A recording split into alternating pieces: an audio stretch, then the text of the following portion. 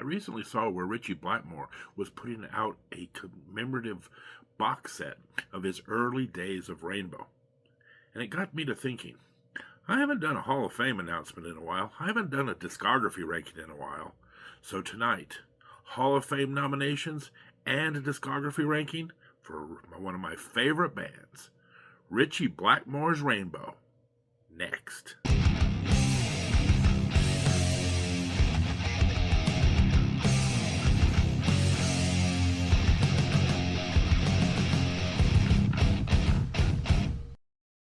Welcome, metal enthusiast, to another episode of The Metal Dude Abides. Tonight, we are going to take an in-depth look at one of my favorite bands, Rainbow. We have not done a Hall of Fame award ceremony in a bit. We haven't done a discography ranking in a bit. I've got 3 or 4 that I've been wanting to do, but just haven't had the time to do it. So all of a sudden, I noticed, Rainbow's putting out a box set, 9 CDs, celebrating the very first, I believe, 2 albums of the Rainbow discography. There's 8 total, so I don't know if Richie's going to put out 4 of these, in succession. But at the very least, I thought, it's a good time to jump back in and do a discography. And the Rainbow discography, not that huge, not that daunting, only 8 albums to go through. So let's get to it.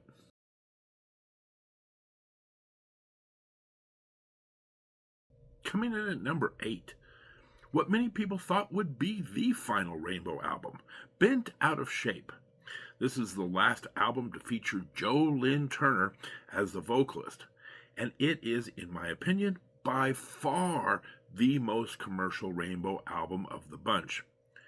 Now, even though it is very commercial, one of those songs is amongst my favorites. Street of Dreams is an absolutely great song. It's kind of funny, many years into, the kids coming up and digging into my collection, one of the first hard rock songs I introduced them to, believe it or not, is Street of Dreams. And then later, as they were learning more about Dio and listening to that music, one day my daughter came up to me and she goes, I just realized that the Rainbow that Dio was singing in is the same Rainbow that Joe Lynn Turner was singing in, because you couldn't find a starker difference from going back in the early collection and the heaviness of Rainbow to now this commercial edition. Kind of mind-blowing how far that Rainbow drifted into that direction. Now there's a couple of other songs on here that are pretty good. Stranded, kind of the first track on the album, kind of has a down-to-earth feel, kind of a little bit of a callback. I think Fire Dance, very good, one of the best guitar songs on the album. And finally, Richie Blackmore's going to do an instrumental. He does one here, Snowman. It's pretty decent. But overall, Bent Out of Shape has to go at the very bottom.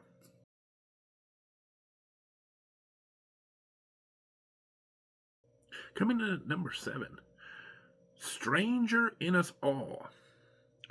So in the mid-90s, Richie Blackmore decides to do a solo album. But record labels doing record label type things, they insisted on it being entitled a Richie Blackmore's Rainbow album. So I instantly perked up, and then I realized, there's no Ronnie James Dio on this, there's no Cozy Powell on this, hell, there's no Joe Lynn Turner on this. This is just Richie Blackmore and 4 guys I had never heard of. And so it didn't really interest me at the time. Again, we're talking about the mid-90s. We didn't have things like Spotify and other ways to get our hand on this type of an album. So I kind of forgot this album even existed until recently, when I was going back through Rainbow doing some work on the band. But I have to say, it's pretty good. I don't know that it even constitutes as a Rainbow album. It's kind of like Black Sabbath's 7th Star, right? Tony Iommi was going to do a solo album. They said, no, you got to call it Black Sabbath. He brings in people like Glenn Hughes and whatnot, and it doesn't sound like Sabbath, and this really doesn't sound much like Rainbow. It's still a little bit on the commercial side, but it's much more bluesy. And the reason I put it here at number 7 ahead of Bent Out of Shape is, even though it is commercial, it has a lot more bluesy feel. I do love that old Deep Purple, kind of bluesy. Think about the era when they were doing songs like Mistreated. And they actually do an old Rainbow song. They do an incredible version of Still I'm Sad.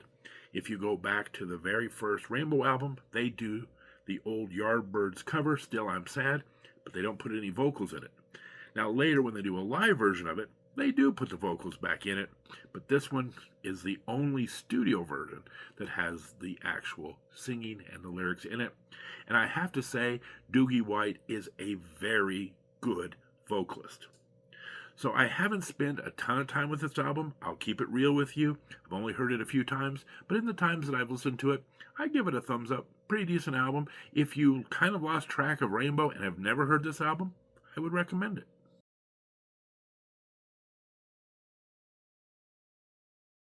Coming in at number 6, probably Rainbow's most commercially successful album, Straight Between the Eyes.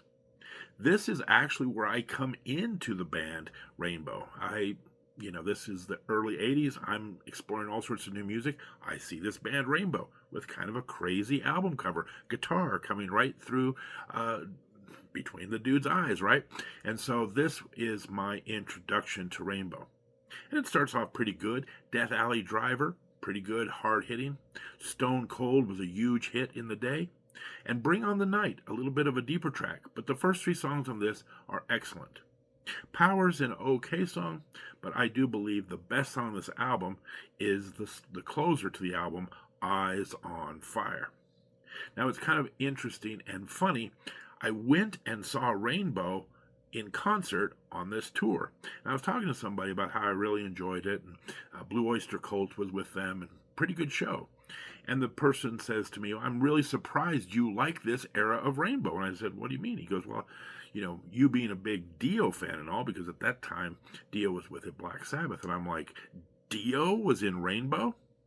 Now, it's kind of one of those mind-blowing events, because I'm listening to the Joe Lynn Turner era of Rainbow, and I'm thinking, how could Ronnie James Dio be singing this kind of music? Like, I got to go back and check this out.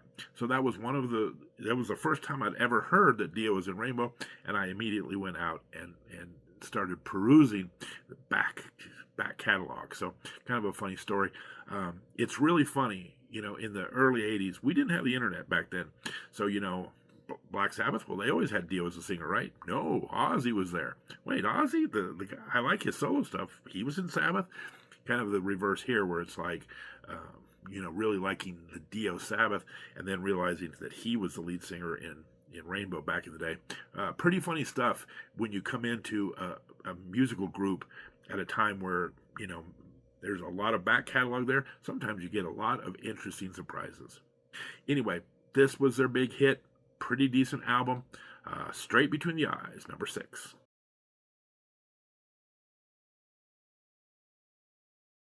Coming in at number 5, Difficult to Cure.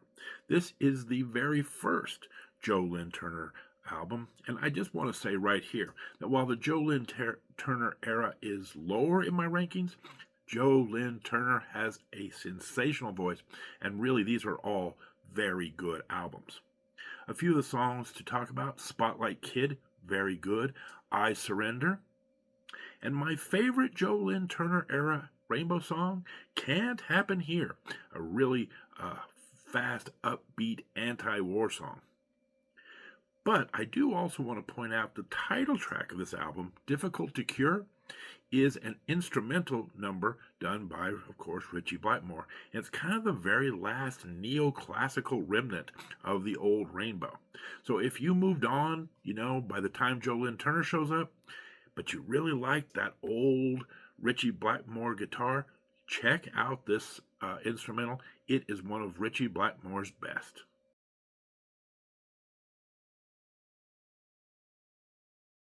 Coming in at number 4, Down to Earth. Okay, let's address the elephant in the room. Ritchie Blackmore is not happy with the lack of commercial success that Rainbow is having to date. So he approaches lead singer Ronnie James Dio and says, hey, I want us to move in a much more commercial direction, more love songs, more top 40 type hits. And Ronnie James Dio was having none of it. So out he goes and in steps Graham Bonnet. And true to Ritchie Blackmore's vision, Rainbow becomes much more commercial. They have a couple of pretty big hits off this album, All Night Long and Since You've Been Gone. And quite frankly, it's very hard to picture Dio really excelling with this type of music. I think he made the right decision, and I think Graham Bonnet was an excellent choice for Ritchie Blackmore to replace him. Now, there are still a couple of pretty heavy songs on here. Eyes of the World is very good, and the album closes with maybe the only song that I would put in the top 10 all-time Rainbow songs, because the other 9 are all going to be in the first 3 albums. But Lost in Hollywood is one of my all-time favorites, and again, it's heavy, and Graham Bonnet sings it beautifully. Now, Graham Bonnet is one and done. He didn't really fit in with the Rainbow motif in that he has a great voice, although it's kind of an odd voice, kind of raspy, and just doesn't really fit heavy metal very well. But he also didn't have the look. He had very short hair. He looked like kind of a new wave kind of guy. So I think both Rainbow and Graham realized this wasn't a very good fit. Now, ironically enough, Graham Bonnet continued on in the heavy metal universe, teamed up with people like Yngwie Malmsteen in the future. But for Rainbow, he is out, and as we just got through talking about, he would be replaced by Joe Lynn Turner, and Rainbow would continue on, of course, in an even more commercial direction. But don't sleep on Down to Earth. It's not as heavy as the Dio stuff. It's not as commercial as the Joe Lynn Turner things. To quote the Three Bears, it's just right.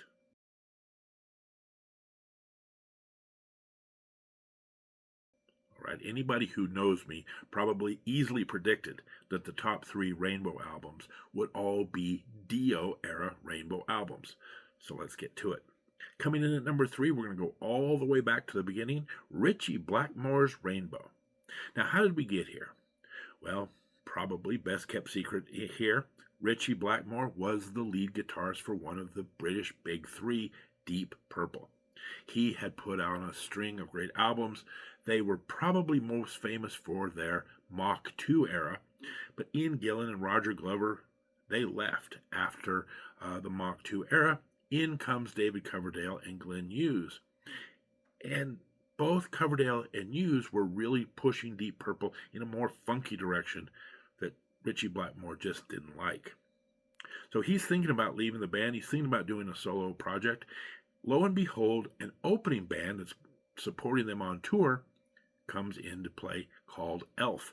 And here he runs into a singer by the name of Ronnie James Dio. And Ritchie Blackmore kind of throws a couple of ideas out there, and they do a song together, and Ritchie Blackmore decides, this is the guy I'm going to plant my flag in. So he basically takes the band Elf, takes out the lead guitarist, of course, that's his job, and creates Ritchie Blackmore's Rainbow. Hot take alert. I think these 3 Dio-era Rainbow albums are just as good as anything Deep Purple produced. Deep Purple, much more commercially successful, but I think the early Rainbow era artistically are just as good. And speaking of which, I think one of the very first songs that they put out is called Man on the Silver Mountain. And this is kind of I think Ritchie Blackmore was trying to recreate Smoke on the Water, because again, it has a very heavy, crunchy riff to start the song off. Now, ironically enough, there's a little bit of a debate. On the studio album, the crunchy riff is very slow. On the live version, it picks up the pace quite a bit. I prefer the live version, believe it or not. Rainbow also had much more fantastical themes. Dio, a great lyricist, really took them into like a medieval type of arc. 16th century Greensleeves, Temple of the King, this would be very typical of Rainbow albums moving forward. Ritchie Blackmore provides the instrumental Still I'm Sad, the old Yardbirds classic. One of the deep tracks I really like, and I believe it's the song that he first introduced Dio to, Self-Portrait. It's a deep track, but Dio really shows off his vocal skills very early here. But the best track on the album could be the epic ballad Catch the Rainbow. one of the all-time greatest. Ironically, after Ronnie's death, his favorite lead singer was Glenn Hughes, the person who, kind of pushed Richie out of Deep Purple. Glenn Hughes does a fantastic version on this on the Ronnie James Dio tribute album. Now, this album didn't really do very well commercially. There was some production issues, and there's still a little bit of that Elf boogie woogie music in here that's not great. So this album, while it's very, very good, top 3, it's nowhere near the top 2.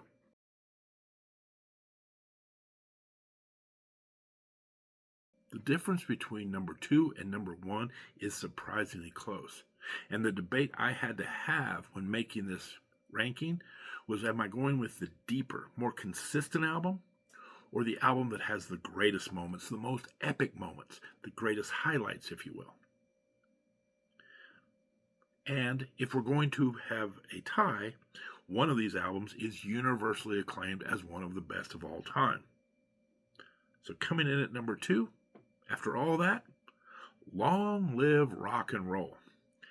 The other reason that I think this album falls to number 2 is, once again, there's a little bit of, I'm not completely happy with the production on this album.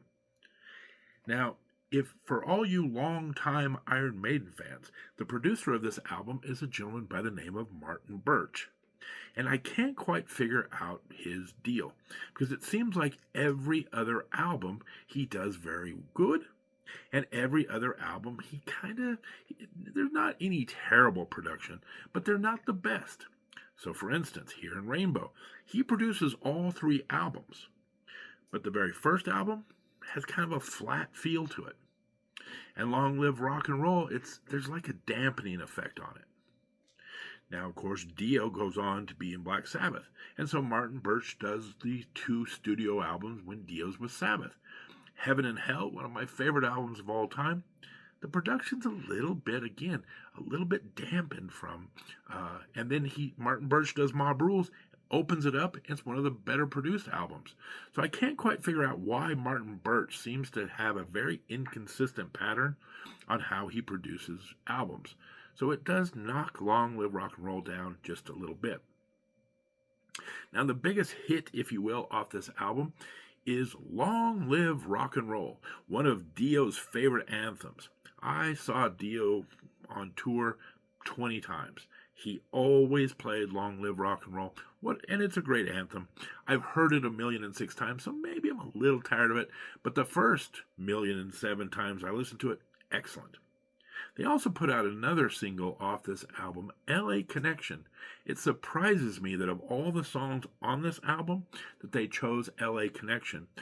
Never really heard Dio go back to this song much, although it is referenced in kind of a funny way in the sleeve jacket of Dio's Holy Diver. Once again, Rainbow's going on with these fantasy themes. You have Lady of the Lake, going back to the King Arthur Excalibur story. You have Kill the King. By the way, Kill the King. Now that was probably one of the singles I would go with. It is one of my favorite Cozy Powell drumming songs of all time. That double bass that Cozy Powell's just kicking in. Cozy Powell is an absolute monster. When you look at these 2 albums we're talking about, yes, you have Dio singing. Yes, you have Blackmore's guitar. But do not think that it also doesn't have a lot to do with my favorite drummer, Cozy Powell. He absolutely kills it on these 2 albums. And while we're talking about these fantasy themes, let's also talk about Gates of Babylon. This has a very creepy feel. Maybe this is kind of the prelude to Dio going over to Black Sabbath. And I never understood, because Tony Carey is the keyboardist from Rising, but he's not listed as the keyboardist for Long Live Rock and Roll. But I recently read where some of the album he actually wrote the songs for and left very late in the process. So I'm starting to think that this was actually written by Tony Carey, one of my all-time favorite keyboardists. I was laughing. Several years later, Tony Carey kind of gets into his own band. It's kind of a rock band, but it's very much more commercial, and has a big hit on MTV called "It's a Fine Fine Day." And it took me a couple of seconds to figure out, hey, that's the guy that used to be the keyboardist on Rainbow. Pretty interesting. Now, there's still a little bit of that elfish boogie in here on a song called The Shed, but this time it works. One of my favorite deep tracks. Any of the Rainbow albums, love The Shed. A deep track that shows off Dio's pipes, Sensitive to Light. And then maybe the song that started to drive the wedge between Ronnie James Dio and Ritchie Blackmore, a ballad by the name of Rainbow Eyes. One of the most saddest, heartbreaking love songs, love gone bad, you're ever going to hear. Of course, Dio famously leaving because he didn't want to sing those types of songs. This is one of the only really true ballads in the entire Dio catalog. You got to go a couple of decades before he does another love song. Pretty interesting. All in all, this is a fantastic album. Every song on here I highly recommend. But it's only number 2 because number 1 might be the greatest hard rock heavy metal album of all time.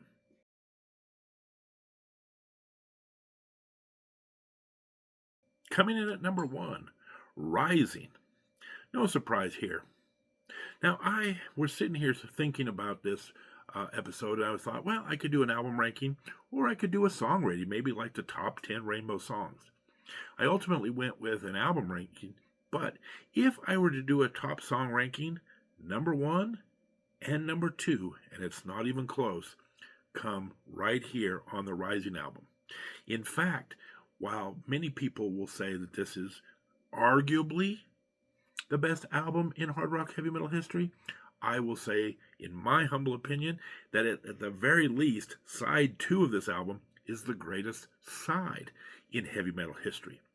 Going back to fantasy themes, Rainbow is going to put 2 songs on the second side.